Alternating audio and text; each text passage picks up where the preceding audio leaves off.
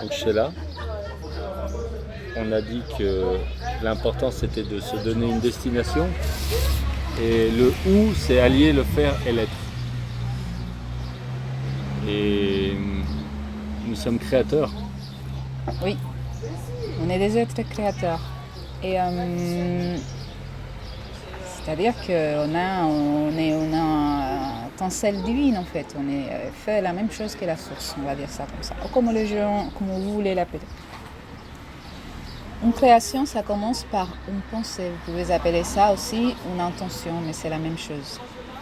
Je pense qu'on a oublié qu'on était des êtres créateurs et que notre pensée était créatrice.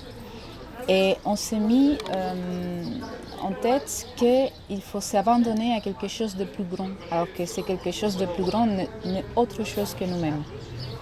De multiplier dans un million de facettes, comme un kaléidoscope. Et dans cet oubli et dans cet abandon à cet être plus grand, on a oublié qu'une création, elle commence toujours par une intention. Et on avance dans la vie sans intention. Et en croyant que peut-être c'est ça l'abandon, c'est ça se remettre à Dieu. Alors que notre vraie nature, c'est être des créateurs. On est tout le temps en train de créer, consciemment ou inconsciemment. Et donc pour moi, là où je pense qu'on allie ta dernière phrase, les faire et l'être, c'est où j'ai envie d'y aller, ça c'est mon intention. Et derrière ça, je fais confiance à comment ce chemin va se dérouler. Et pour moi, c'est là où il y a cette partie de je suis un être créateur et puisque je suis un être créateur, j'ai rien à faire en fait, puisque mon intention elle est déjà posée. J'avance dans la confiance. Après, Eckhart Tolle, dans Le pouvoir du moment présent, l'exprime très bien en disant qu'on peut poser une intention, un projet de vie future, tout en étant dans l'instant présent et aligné. Simplement, ce que je rajouterais, c'est allier efficacement ou on va dire efficacement ou en étant aligné le faire et l'être, c'est ce qui permet au projet de naître. Et là derrière je retrouve la notion de yin et de yang, dans le sens où des mouvements, ouais. sans rien faire, on ne peut pas construire ou bâtir un projet. Et il faut être et faire en même temps. Être, c'est incarner ce projet, c'est incarner un projet, on va dire, dans ses valeurs, dans les non-valeurs. Et faire, c'est poser des actions. Et sans les deux, le projet ne naît pas ou périclite. Une personne qui va tout mettre dans l'être, c'est-à-dire elle va être alignée dans son être profond, mais elle va poser aucune action, son projet va rester un projet.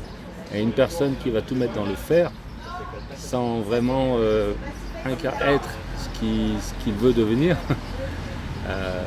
il va dépenser toute son énergie, il va s'épuiser en fait, à faire des tas d'actions qui peuvent être énergivores, et du coup son chemin, c'est un lapsus, son chemin va s'assombrir, son projet ne va pas naître parce qu'il sera épuisé avant d'arriver, puisqu'il y a une notion de temporalité qu'il ne maîtrise pas. Et la temporalité, c'est-à-dire quand on crée un projet, il y a une notion de temporalité aussi, dans le où on veut aller, mais la temporalité, je dirais qu'elle échappe à l'être créateur. Elle est quelque part, elle est liée à la symbiose, à l'alignement du faire et de l'être dans un premier temps. Et donc ça c'est quelque part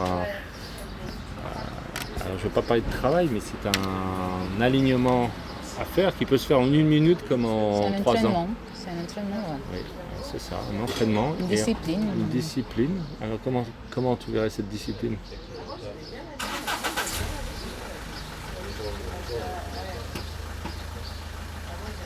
Déjà, c'est vrai que pour moi, les faire et l'être, c'est l'alignement, tout court. Quand tu es aligné, tu es dans l'être et tu poses des actions qui sont une extension de cet être dans ce qu'on appelle la matière. Donc là, ça, j'ai reçu mon alignement. Et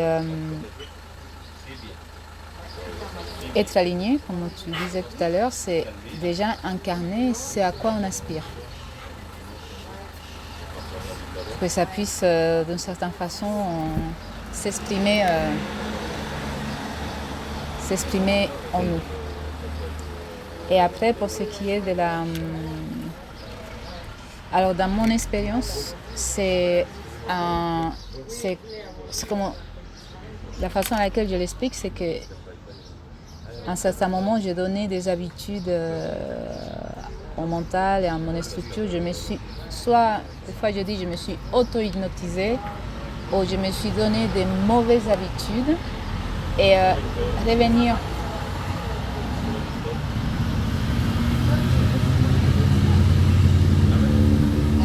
à l'alignement, pour moi, c'est déconstruire tout ça et c'est comme une espèce d'entraînement à faire la chose inverse. Et chacun en fonction... En fait, le plus important, c'est avoir l'intention.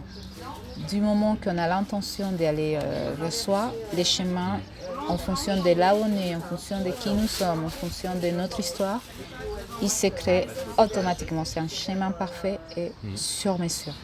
Donc, il n'y a pas vraiment de science exacte pour dire comment on s'entraîne, quelle est la discipline. Il n'y en a pas.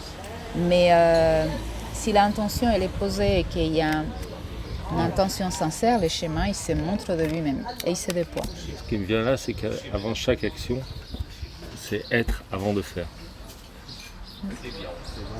Parce que si on fait avant d'être, il va y avoir un certain nombre de retours en arrière. C'est un peu stérile. On va dire que quand tu es dans l'être, je veux dire, ça va beaucoup plus vite, mais les temps, c'est relatif et ça n'existait pas vraiment. Mais on va dire que dans cette expérience-ci, quand on est dans l'être, on peut observer vraiment un avancement qui peut être surprenant. Ce qui me vient là, c'est que pour équilibrer le yin et le yang et pour avancer dans le projet, c'est d'abord, avant de poser une action, être. Et chaque fois que tu poses une action, ça peut être pour ça que la persévérance, en fait, c'est se reposer la question de l'être chaque fois, avant de poser une action, pour être aligné. Et c'est ce que tu viens de dire. Moi, c'est exactement la même chose. Je dis, je ne fais rien tant que je ne suis pas aligné. Je ne parle pas de prendre un café, mais je parle des décisions. Si je ne suis pas alignée, si je ne suis pas dans la paix, si je ne suis pas dans un état qui pour moi c'est le symbole de l'alignement, parce qu'on ne le vit pas tous de la même façon, je ne pose pas d'action, j'attends. Et quand je suis alignée, je pose une action. Le résultat n'est pas du tout le même.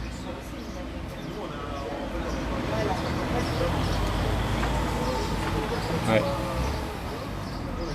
Merci Sheila.